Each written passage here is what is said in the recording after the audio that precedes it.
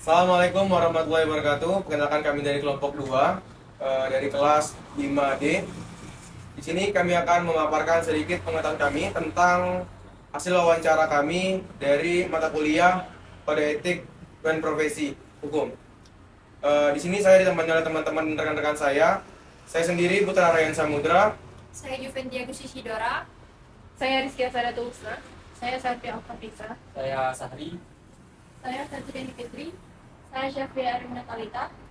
Baiklah, mungkin selanjutnya bisa langsung ke sesi wawancara. Gusidora, dengan ini saya bersama Bapak siapa? Andri Amzan dan rekan. Andri Amza. Jadi di sini kita akan mewawancarai Bapak pengacara. Yang pertama, apa saja kode etik profesi pengacara, Pak? Kalau kode etik profesi pengacara itu sebenarnya banyak yang harus dipapar. Itu kan seperti pertama kali sesama profesi itu kan saling menghargai atau saling menghormati dalam menjalankan profesi gitu kan. Nah, terus masalah kode etik selanjutnya batu menjalankan proses hukum, misalnya menjalankan eh, hukum acara maupun hukum baik di legislasi atau non legislasi.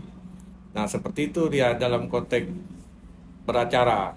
Jadi advokat itu memang kode etiknya diatur dalam eh, organisasi sendiri. Nah, nanti kalau pelanggarannya itu nanti ada Dewan Kode Etik.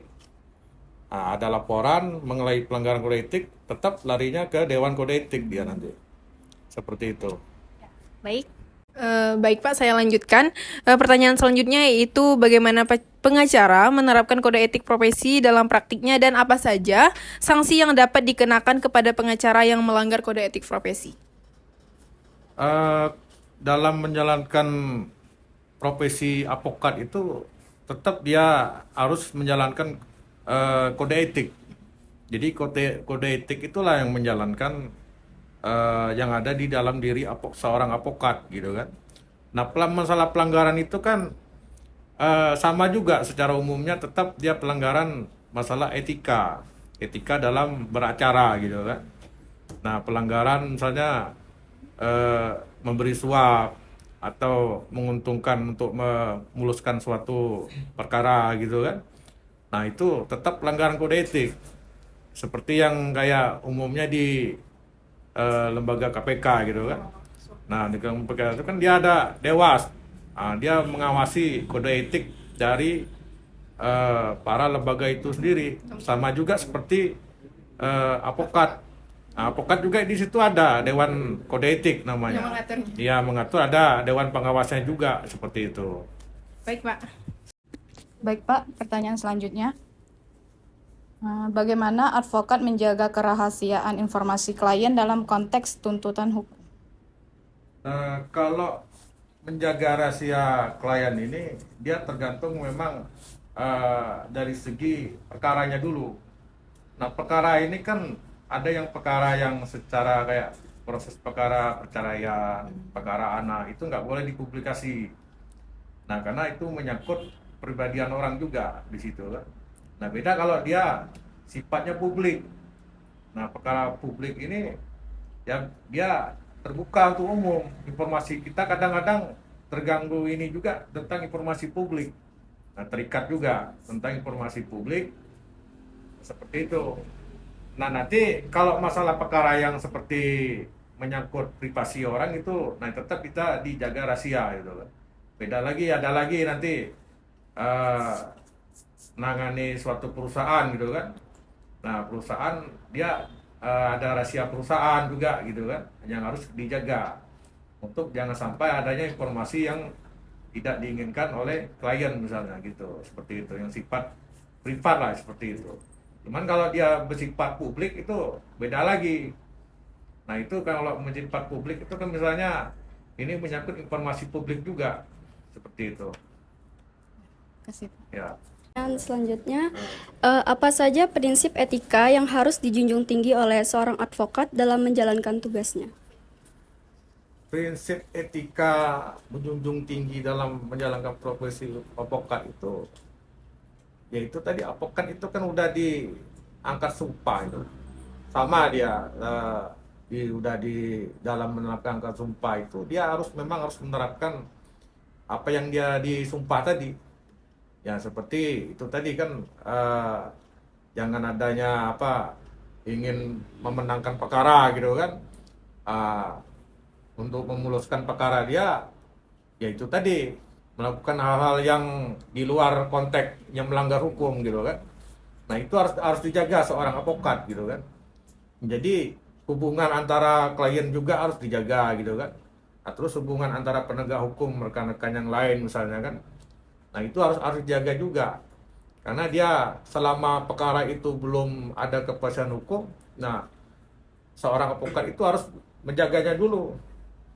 Nah kalau udah terbitnya kepastian hukum, beda lagi dia konteksnya.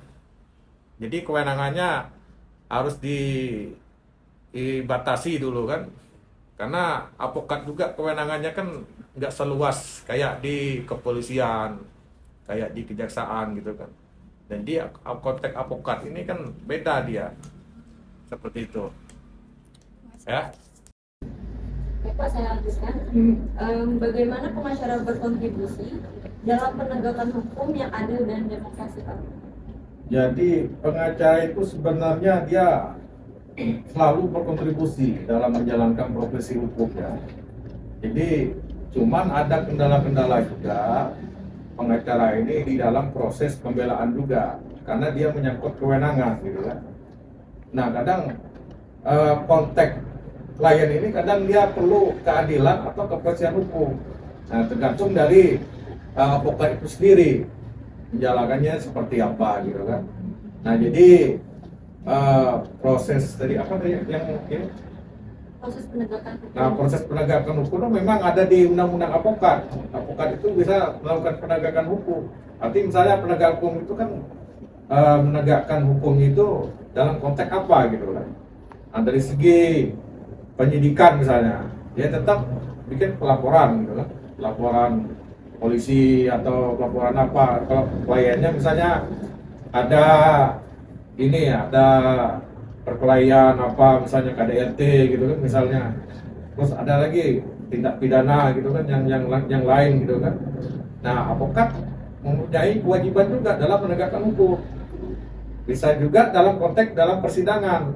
Nah, persidangan kadang ada hukum yang timpang gitu kan. Dalam hukum acaranya misalnya kan. Nah, advokat juga boleh melakukan upaya hukum apa gitu kan.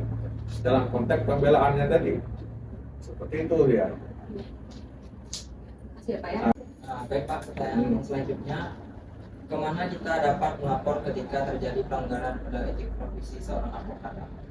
Nah, tetap saya bilang tadi, kalau etika profesi advokat itu tetap dia ke Dewan Peradi. Ada organisasi advokat itu namanya Peradi, gitu kan.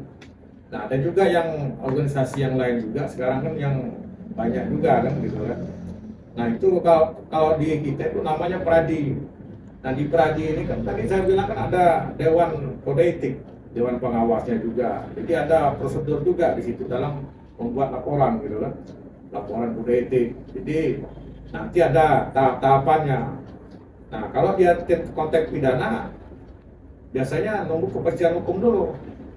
Nah, ada tidak pidana itu tadi.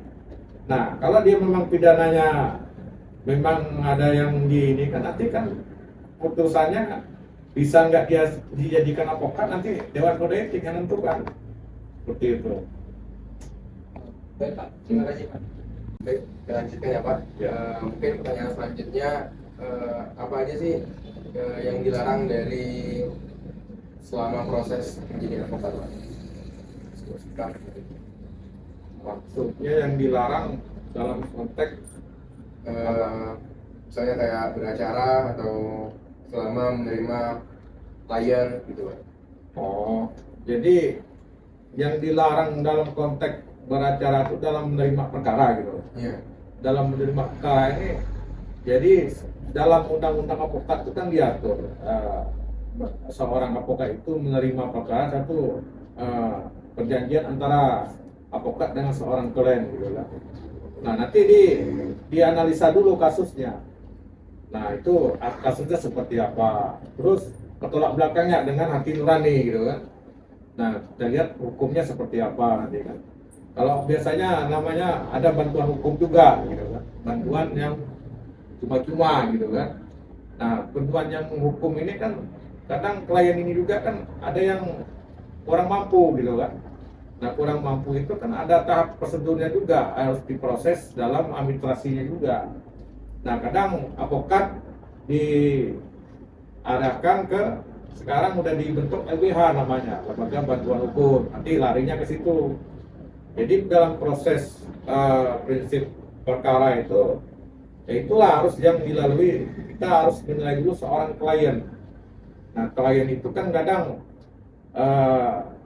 ada yang minta bantuan hukum, tapi kadang minim bukti. Buktinya minim, unsur pidananya kadang unsur hukumnya tipis gitu kan. Perlu digali lagi. Sama juga dengan proses penyidikan juga sama. Kadang kalau kita nggak ini, kita teruskan nanti kan, ya itu tadi kadang klien juga tersinggung gitu kan. Nah, orang juga tersinggung. Padahal itu tadi ada tahap-tahap dalam menangani perkara itu, makanya harus namanya dianalisa dulu. Jadi jangan-jangan advokat itu nggak boleh dulu belum sepakat. Ya, kita kan bukan bicara uangnya dulu, bicara honornya gitu kan. Cuman bicara kasusnya seperti apa gitu. Nah, kembali ke hati nurani, layak nggak untuk dibantu seperti itu. Gini Pak, advokat ini kan salah satu praktisi hukum. Mungkin pertanyaannya, dalam persidangan itu Bapak setuju nggak dalam ungkapan kasih uang habis perkara kayak gitu Pak? Nah, bahasa orang itu kan KUHP, kasih uang habis perkara. Jadi kan dalam konteks habis kasih uang habis perkara kan bukan seperti itu yang jadi patokannya. Itu kan itu hukumnya kan seperti apa. Makanya saya bilang tadi hukum itu kan seperti apa, ada nggak kerugian.